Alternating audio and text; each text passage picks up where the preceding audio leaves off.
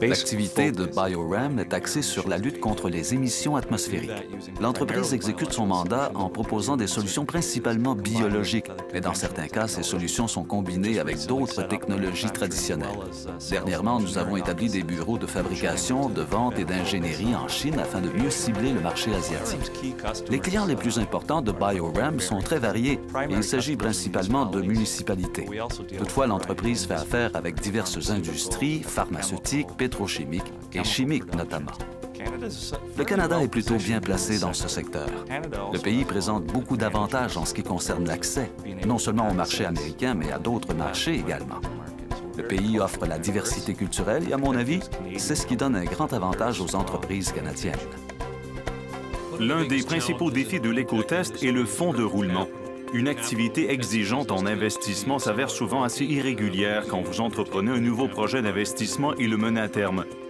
Les projets se déroulent aussi sur de longues périodes, pouvant atteindre 18 mois. Donc, pendant cette période, il faut disposer de liquidités importantes afin d'acheter des matières premières, de payer les employés et de rentrer dans ses frais généraux jusqu'à la livraison du produit et à la facturation du client. Les longs cycles de vente entraînent des créances assez importantes. En présence d'une jeune entreprise, les banques traditionnelles hésitent souvent à lui accorder une marge de crédit pour fonds de roulement au moyen d'un prêt ou d'un emprunt garanti par les créances.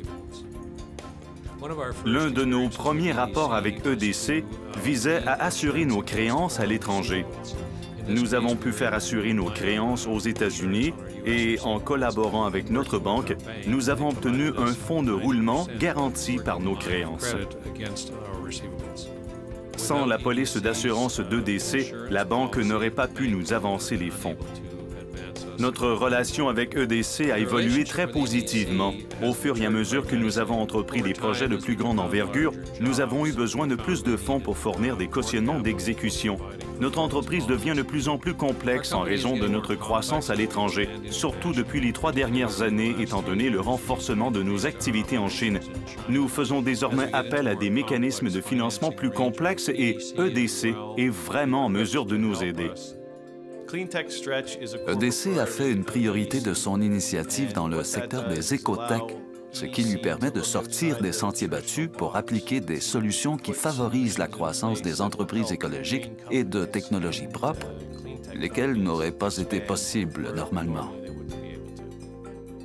BioRam a donc amélioré ses flux de trésorerie au point où nous pouvons amener les banques à discuter de mécanismes de prêt et de marge de crédit opérationnels ou de cautionnement accru, permettant à l'entreprise de soumissionner à d'autres contrats de cautionnement tant à l'étranger qu'au pays.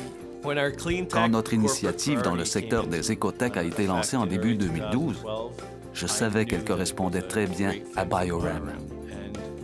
Ce qui est le plus passionnant dans le travail avec BioRam, c'est leur bonne équipe de gestion et cette formidable technologie canadienne, puis le fait de découvrir qu'EDC peut aider cette société à progresser comme il se doit.